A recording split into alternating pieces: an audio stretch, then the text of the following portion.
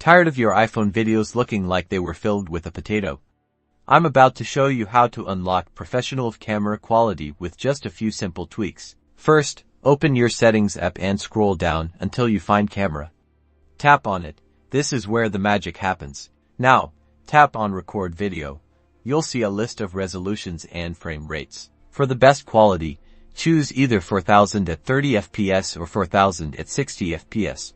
The higher the frame rate FPS, the smoother your video will look, especially when recording action shots. Keep in mind that 4K videos take up more storage space. Next, make sure Record Stereo Sound is toggled on.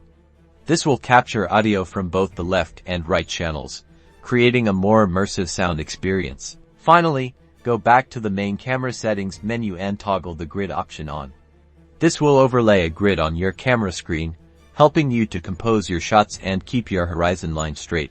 Remember, even with the best settings, lighting is crucial. Whenever possible, use natural light or invest in a small, affordable external light to brighten your videos. Implement these steps and watch your iPhone videos transform from amateur to amazing.